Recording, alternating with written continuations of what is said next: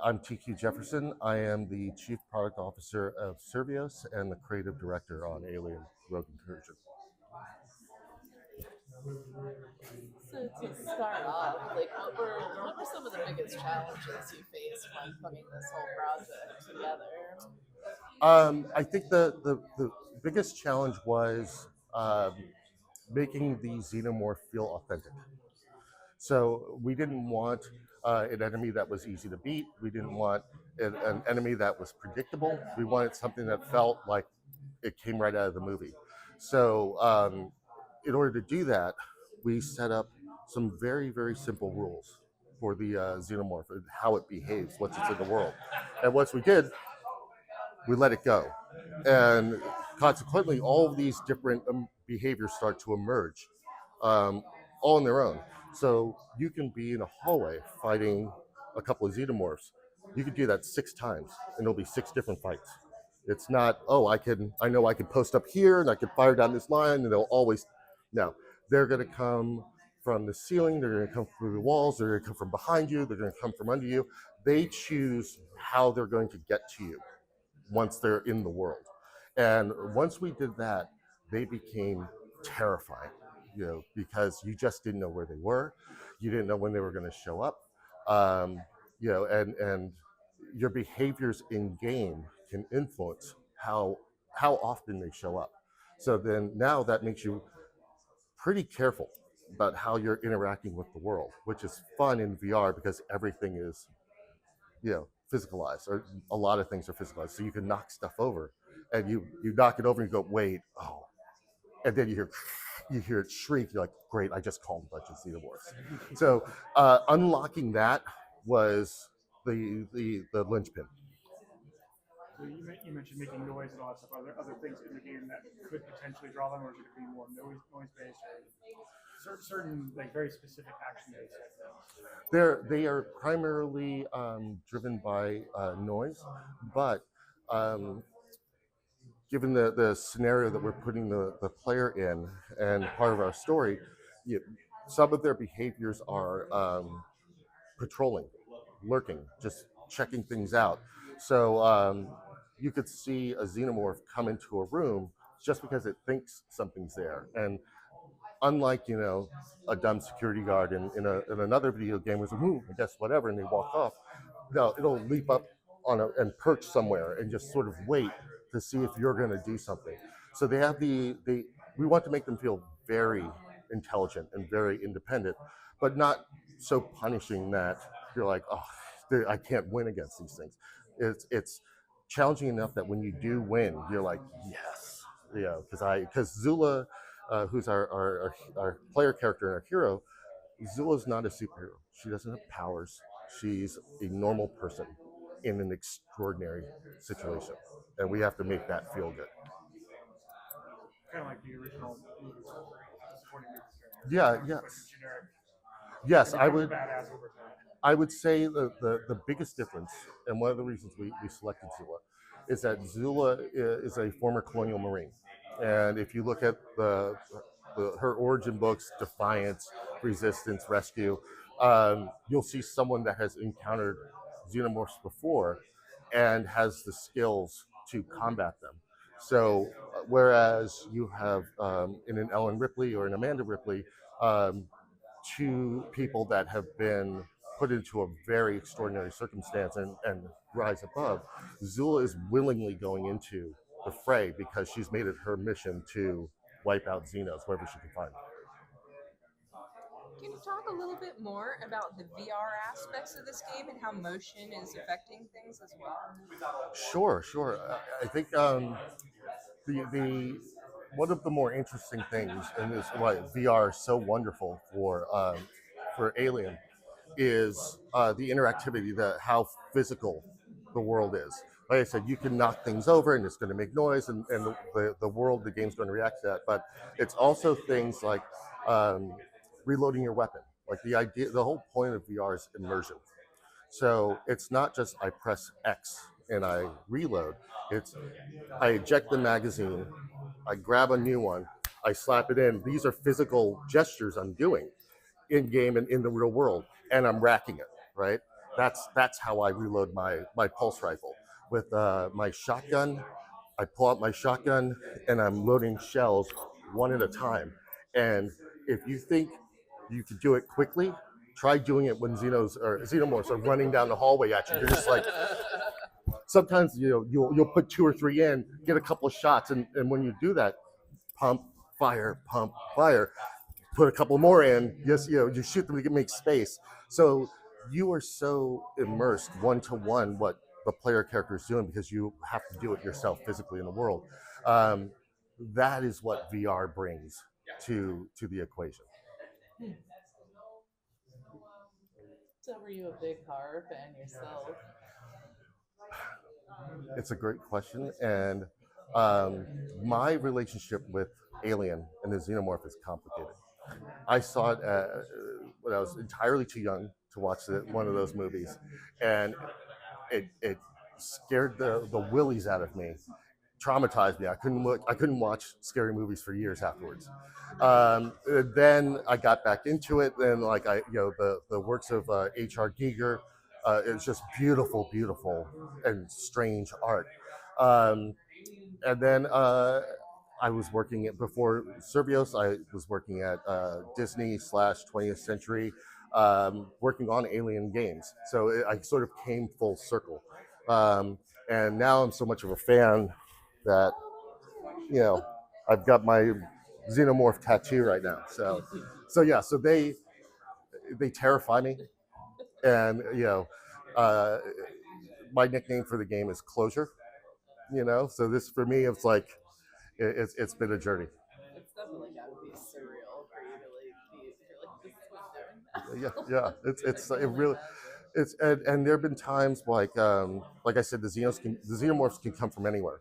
So I could be doing something like opening up a door with the plasma torch, and all of a sudden there's one behind me, and just like you see this in horror movies where someone's like. And you do that, and it's there. And I've had times where I'm like, oh, that old trauma comes back. I'm like, oh my goodness, it's just it gives you chills sometimes. How many times have you played through it?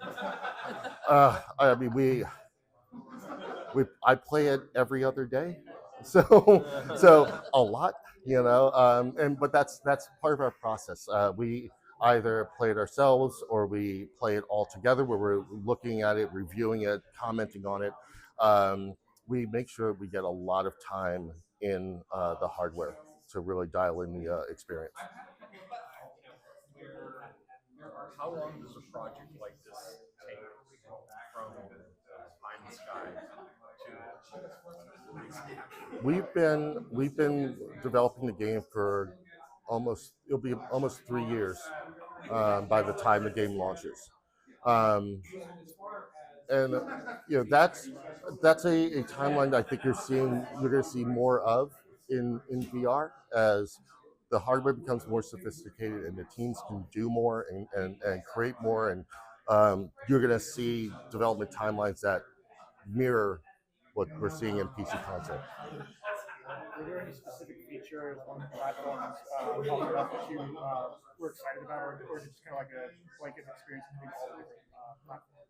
Well, each of them have their own sort of product pillars. So the idea of we try to make sure that we are using the hardware to best effect. Now, one thing that I really do enjoy about, let's say, PSVR 2 is the headset has haptics in it. So the idea of like being face hugged is something you could feel in the real world. The idea of like getting brain punched by the inner jaw is something you could feel, and so making sure that we dial in those aspects of gameplay are critical.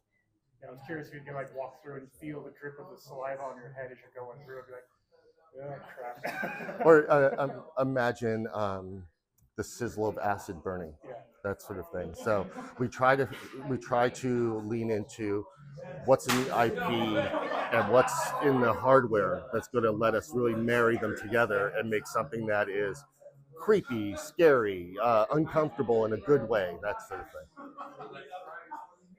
What is your hope that fans are going to take away? When we made the game, we set out to do three things.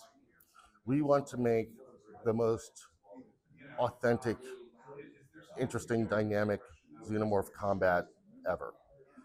We wanted to nail the aesthetics of Alien. We wanted you to feel like you stepped into that world. And then last, and I say arguably most importantly, we want people to want more. We want to make Alien for a good long time. There are so many adventures that we could take Zula on, and but the first step is this first game. So those are our three goals starting the project. But what is your favorite horror aspect of this game?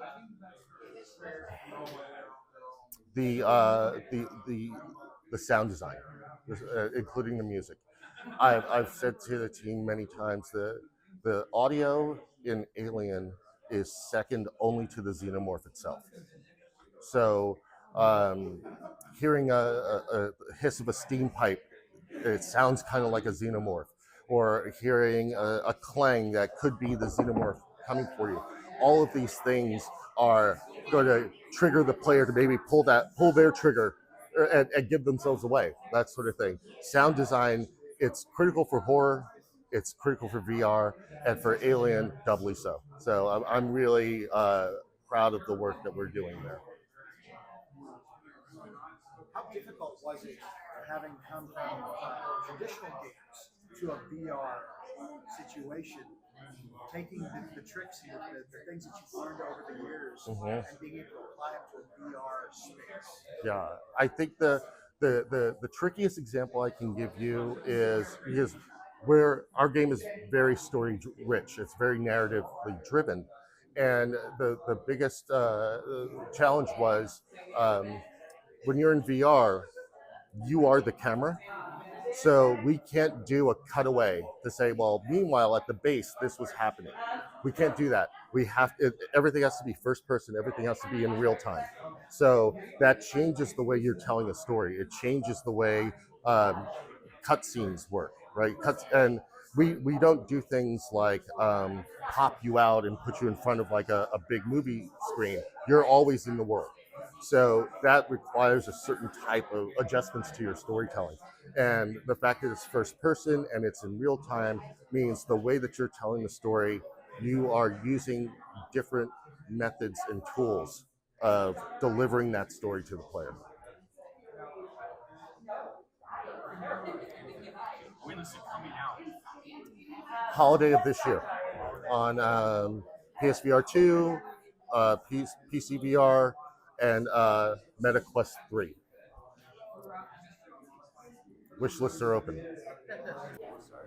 So, speak musically, like when looking at a game like this, how long does it take you to get and feel the different emotions for the scenes? I always think everyone does such an excellent job because you could build tension, you could release tension, like that kind of thing. Yeah, it's a good question. I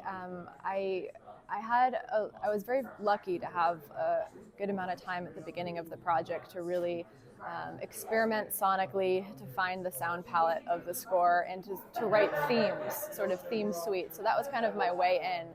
I started by writing themes for the characters and for the environment, and at that point I was experimenting a lot with unusual instruments and players, woodwind players. For instance, I have a friend in Greece who's an amazing woodwind player, and I brought him in to do some very unusual sounds to kind of get me started, which I then processed electronically, and that sort of became, some of the foundational sounds of the score.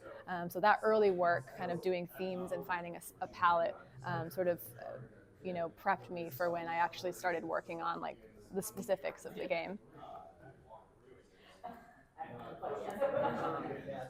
With Romulus coming out, how is this game? Is it going to tie in to the movie, or is this a completely different entity? Or sure, I can absolutely answer that. It is a completely different entity. They're both canon, right? But aside from that, the two are not related. So, you big Alien fans? Like, was this a big deal being working on this project? Oh, absolutely. I'm a massive fan of the Alien universe and the original movies and scores. So this was really a dream project for me. Same here. Aliens was probably my first action movie as a kid, so like I was way into it. I've written 2 Alien books, so if you like Alien, then I'm right there with you. I have always liked Alien. So. That just ties into what I was going to ask, being how iconic Aliens is, how you get to touch it and make it kind of, you put yourself into it now, and what that's like. Sure. Well, I think that for me, that Alien is, as you say, it is really iconic, and that there are a lot of ways in which you have to touch it. But at the same time, that also creates a certain amount of expectations, right? Like, you don't get anything from the audience just because you put a face hugger or a chest burster into it. You're expecting that, I'm imagining. And so one of the biggest challenges that you have is that you start out in sort of a form of narrative debt. You have to make all these moments, but they all have to be really good and unique and new because you've all seen them before. This game is definitely written with the expectation that you have seen the movies, that you love the movies. I mean, it's playable. If you have never seen this stuff before, don't worry, we'll scare you. But if you haven't, or if you have, if you're very familiar with it, if you're an old hat fan, there's stuff there for you. If you love the other games, there's stuff there for you. If you care about the comics, we put stuff in there for you too. So like, it's there, it's canonically compliant, but at the same time, there's a lot of depth. So would you say there are definitely a few Easter eggs hidden around in there? That is putting it mildly. So as far as canon goes, are there going to be any of the previous characters from any of the movies in this game? Or is it just, again, a blank slate? Well, I mean, Zula Hendricks and Davis One come from the comic books, and so we have brought them in from the comics, and so that's where the characters that we're drawing from. So from start to finish with the project, like you had like a blank slate, obviously, to start with, but source material to go from. What was it? How long did the entire process end up taking from start to finish? Is there anything that made the cutting room floor that you wish had made it in there? Well, I mean, that is the thing about games, is that they are such a moving target because it's software development, right? And software is always a tricky thing. So there were plenty of things that hit the cutting room floor. I'm not going to say that like I really wish they'd made it in there, because there was always a good reason for that. I think that oftentimes director's cuts of things can actually be a lot more boring and not challenge the director to be economical. And I think that in this case, what you're going to see is a very streamlined experience. Was there anything written for the story and all that stuff that kind of directed some of the gameplay mechanics that the developers didn't think about in the first place? I'm sorry, one more time? So was there something that was written in the story and all that stuff that wasn't originally in like the main game development cycle? Like, yeah, we can make that work in the game, but because it works in the story and we're not going to just like hand wave. We want our players to actually experience it. There are so many moments like that, and that's not just from how I don't know if maybe this is speaking to the modularity of the music, because I would imagine that the score didn't start out as this modular conception. Yeah. That you moved in that direction. Would you like to talk about that? Sure. Yeah. The audio lead at Survios, Chris Dang, sort of encouraged me to take this generative or modular approach to the music, which is not super common in the video game world right now. It happens a bit in terms of composition, but basically it allows for me to create pieces and stems that can be paired together at random moments in a way that makes the score feel very unpredictable and never the same. So it's always evolving, and I think that was really important, sort of foundationally, for the score to provide a sense of uncertainty and constant evolution. So that was something that we didn't plan for very early on, But as we started getting to think about the music system and what would make it the most immersive and the most terrifying, we sort of came to that approach. In that way, it's very much a character in the game. Yeah, for sure. Were there any other IPs that, like, from the video game space that informed that? Because I think Dead Space tried doing that a little bit and didn't hit the nail like perfectly. So I was Yeah, no, there really weren't any like specific references. Really, it was just an approach that the audio lead had experience with and believed in, and I was sold when he sort of brought me in on it. And it's the sort of thing where once you start working in this non-linear way creatively, it like opens up your mind to like things that you couldn't even have imagined. So the way I work is I'll create a piece of music and made up of various stems, and then I'll create variations of each of those stems, and I can actually test how it will play in the game using my own software, so that I can like output a play out of 15 minutes of music and just listen to it. And so it sort of is like a way to test, like, if the player spends a lot of time in this one area, how is that going to feel? And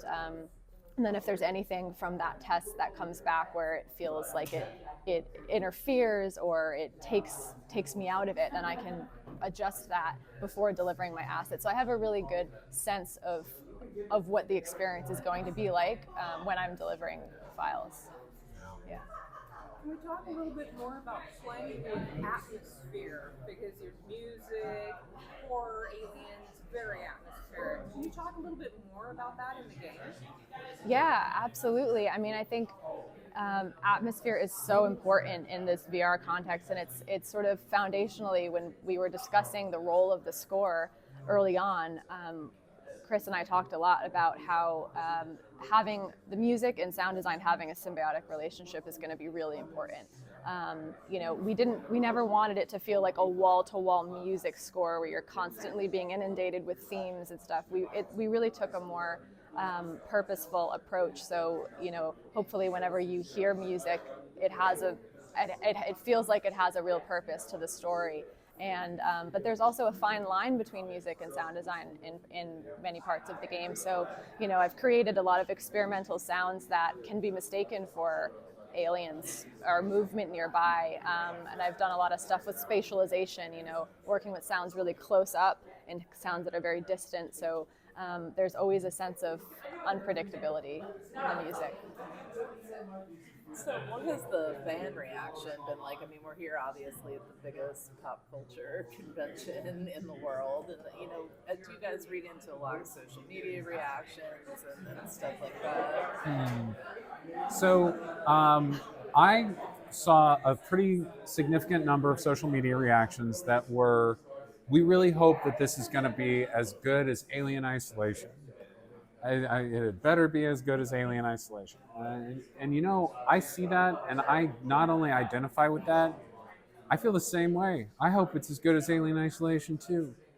I think that was a game that really broke a lot of ground and was really interesting to us. And we couldn't take the same solution because we had obviously lots of aliens, right? And we want you to be able to shoot them.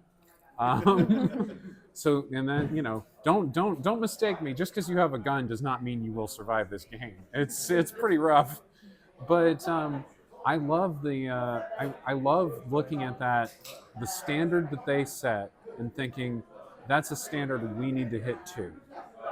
And so, to people who are looking for the same game, I'm sorry to say that we have our own thing. We have to take our own solutions because we're dealing with tactically a vastly different situation. However, I think that we can safely say that we tried to hold that level of quality in our hearts, and we try to give the fans exactly what they're looking for. We've been told we've got one more question. Ooh, No who's pressure. got it? Yeah. Your favorite horror aspect of this game? My favorite horror aspect of this game is, there is a very strong emotional journey at the core of this game, which revolves around so many things that I think players will identify with in their own lives and is really interesting. paired with xenomorphs, right? Like, it's really hard not to when you're dealing with some subject matter that's really dark and painful and interesting and gritty, and then on top of it you're being hunted the entire time. It just makes everything worse in all the best ways. Yeah, I would 100% agree with that.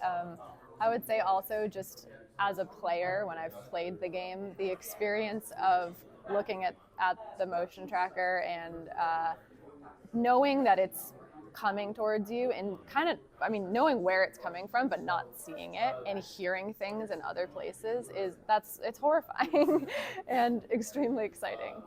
So I guess from an art standpoint, I'll start. The challenges really are performance and the console's ability to sort of produce this sort of fidelity of art that we're searching for. Because we're a realistic game, we're trying to create that experience of being in the world, and so we have to optimize, and we have to sort of find ingenious ways of getting the most out of the performance that we can, and that's been one of the most difficult things working in VR, because you've got the increased frame rate that you have to hit, and yeah, so that is one of the biggest challenges on the art.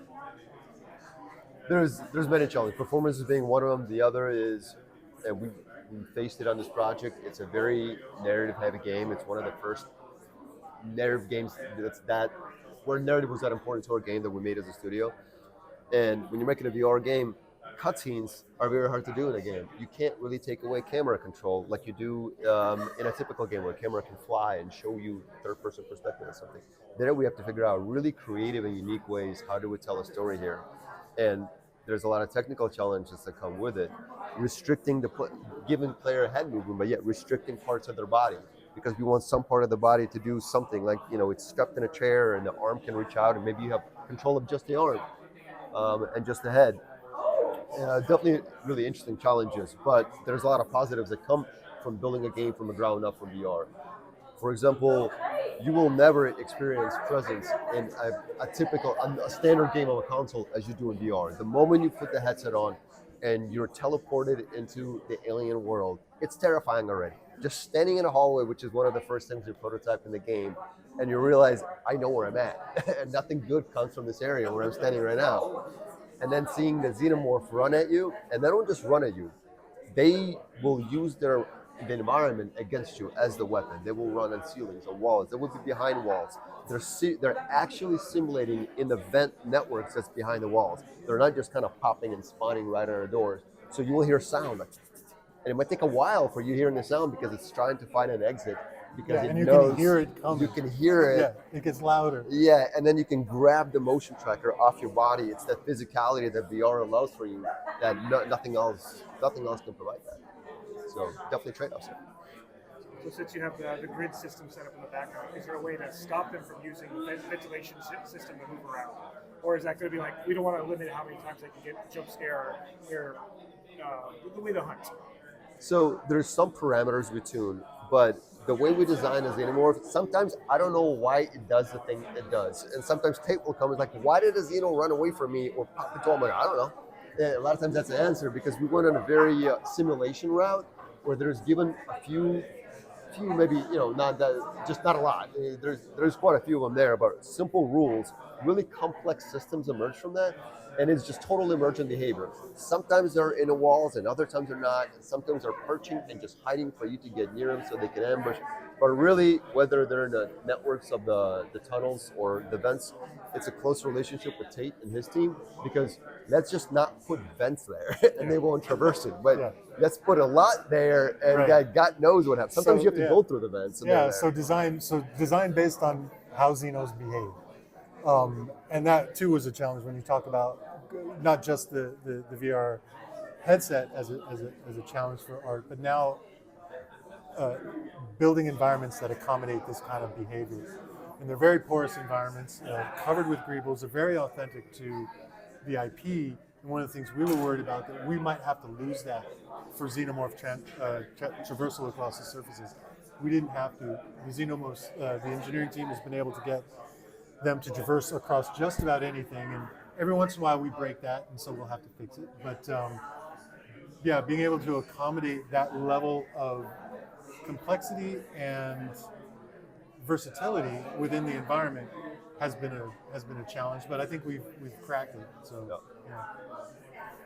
So it sounds like the Xenomorphs have a fair bit of independence once they've kind of been spawned into the game.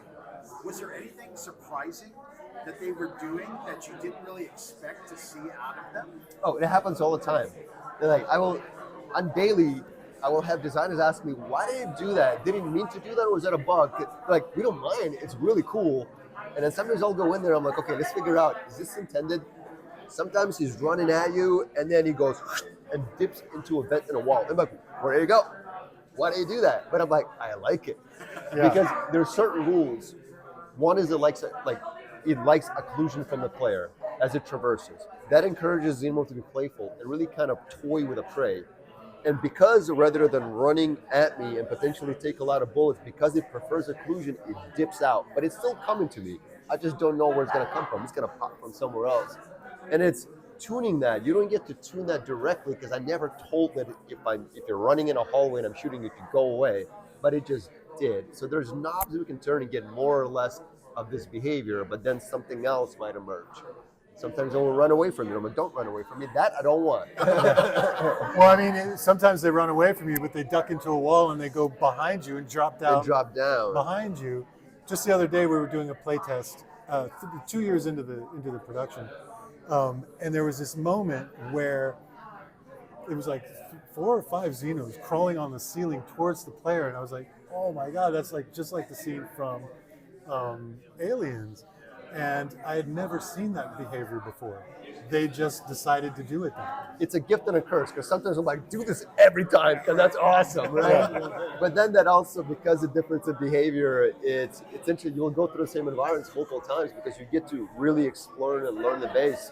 And being in the same environment, you're not noticing, oh, he's doing that again, right? It will be unique. It can be a very unique experience fighting Xenomorphs over and over in the same place. Yeah, and I mean, just doing something as simply as accidentally kicking over a bucket changes everything, because they all come out for you at that point, where you might have traversed through that area previously and you didn't kick the bucket.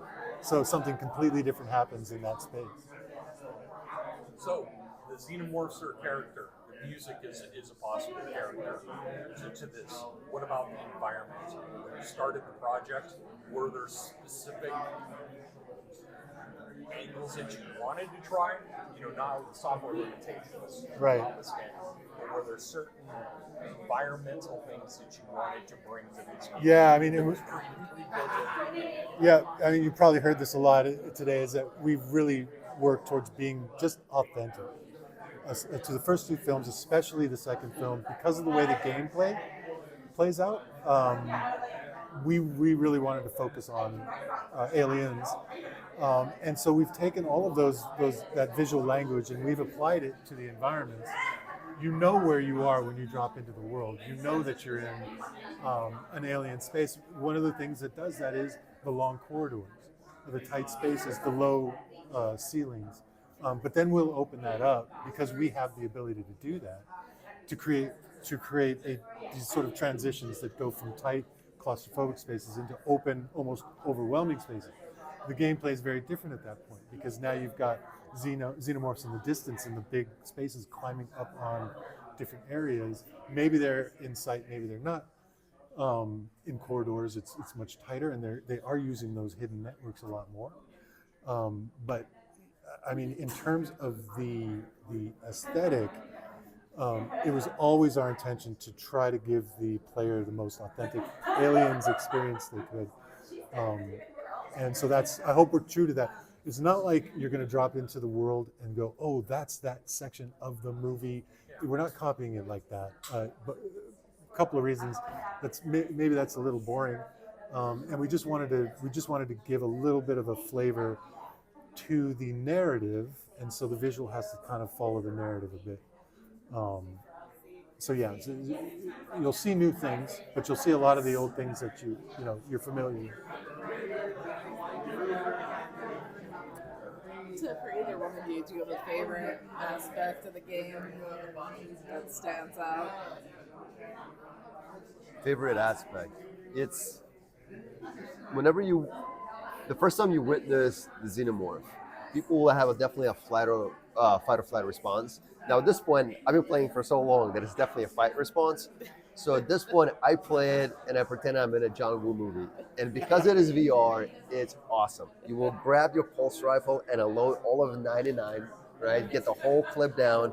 And if you still, because you're getting surrounded sometimes, you chuck the gun right at him. You grab your side pistol, right? You get all 6 bullets out of the revolver, throw that, turn around, right? I do like every time I play it, and I'll like when we do capture sometimes, I'm like, watch this. Right? If I ever want to get anything captured that shows all that crazy excitement, he's the guy to go to. So I love it. Like, I'm living out John Woo, but in the alien universe. But you don't have to play it that way. You don't have to play it that way. Like I don't play it that way. I'm not as good with the tools that it's a learning curve. Yeah. Because I don't get in there as often as Eugene does. So I'm a bit more cautious, and I bide my time. That's why it takes me much longer to get through the game than maybe some of the designers or the engineers. So you can play it however you want. I die a lot more probably than well, Eugene and that's a great way, because VR is so physical. The skill check is actually how good are you aiming your gun, and that's something you can absolutely improve and actually carries from game to game. Interestingly enough, that's why like the longer you play, the more amazing things you'll do. It starts out you're really scared, but then keep playing. Yeah, can we talk about that a little bit more, the physical side? I want to hear about sort of the development of this. It had to be at a point at something where it was either much too slow or much too fast for the average person. Can you talk a little bit about that, finding that perfect mix where most people can play it? Yeah, and you're absolutely right. You hit the nail on the head there, because that's a conversation we actually have with just about any interaction. Because it is VR, your first go-to is, oh, let's make it just like the real world, right? But the real world, the simulation, sometimes it's too clumsy. It's, you can go to the extreme of like, I want to control each finger when I grab it and physicalize the whole thing, but it becomes clunky. And the other extreme, if you don't do the physicalization in VR, then it becomes an abstraction, like a button, and it's an eject, and it does everything for you, and that's not really fun. And that really, finding the right solution to it is just iteration, testing it with people. Is this too much? And sometimes, like when we got, for example, a pulse rifle, we load the clip, you slide the rack, and it feels great. And you hear the sounds, a little the mechanical of the metal hitting metal. It's very pleasant. Sometimes comments are like, "Yeah, but it takes too long," and I'm like, "Xeno kills me." I'm like, "Well, that's actually kind of what we want now, right? Reload before, and if you run out of ammo, switch guns." So it's figuring out how long does it really take, and is that desirable. Yeah, because VR can be really tricky because some folks deal with a lot of motion sickness trying to move through. Was there any challenges when you were designing with that concept in mind? It's from day one. That's always a concern. We've been in VR as Survios, as a company, for over a decade, so we've seen it evolve. It used to be you never do smooth movement, your typical joystick movement, because that makes people sick. You do only teleport. That was kind of the first step of how locomotion was done. But then we started to figure things out.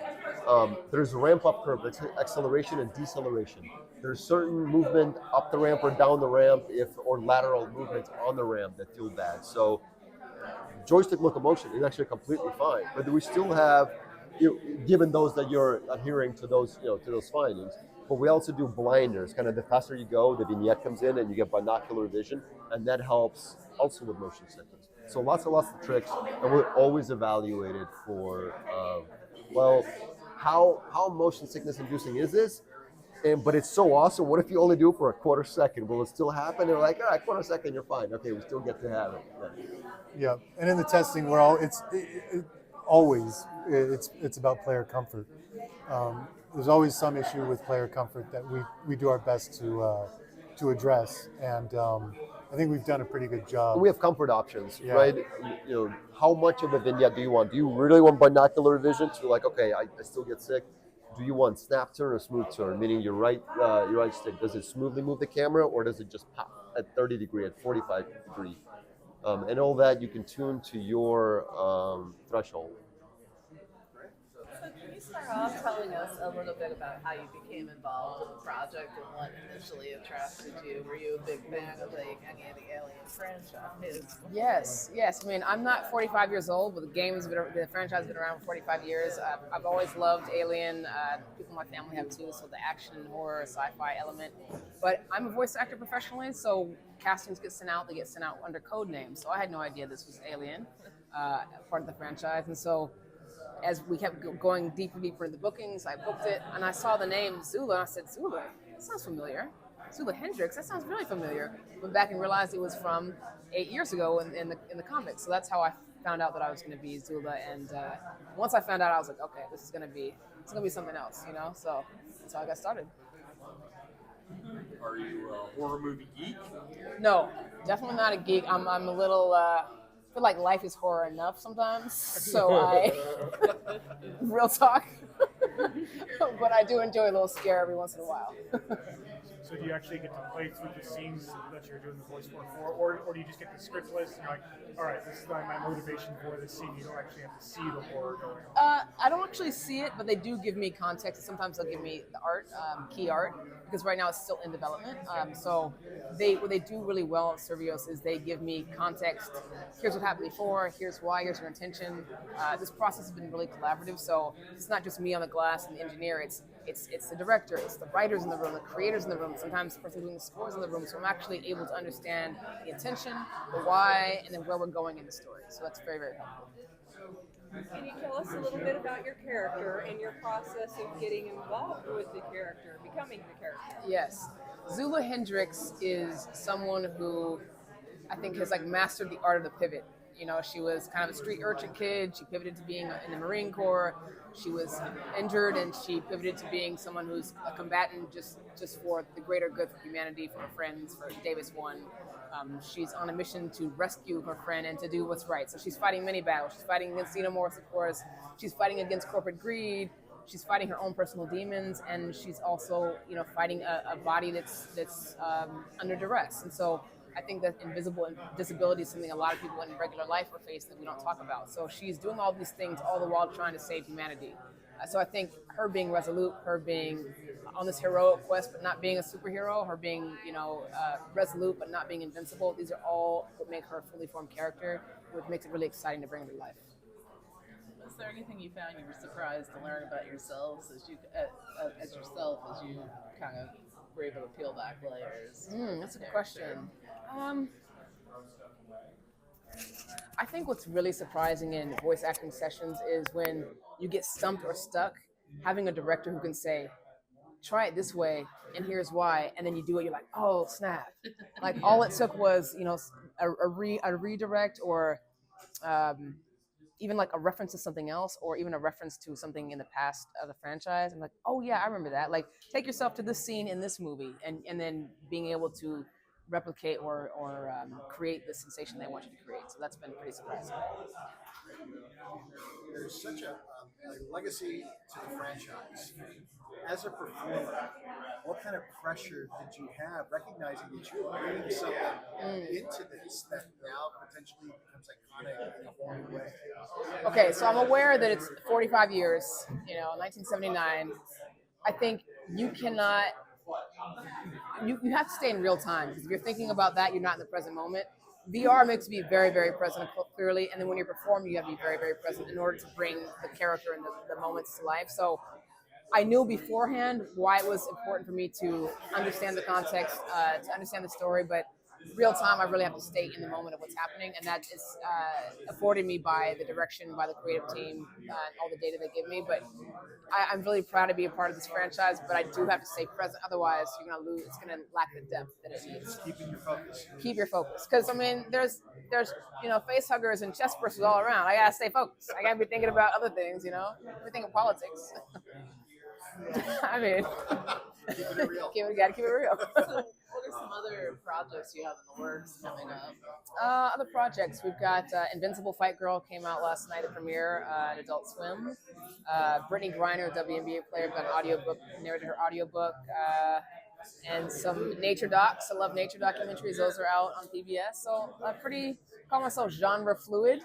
and it's really fun to work in different genres and to explore different parts of my creativity. Was this one of your first times working in the horror type of genre? Yes, yes. I've done video games, first-person shooter, but never horror, and so I'm pretty excited about that as well.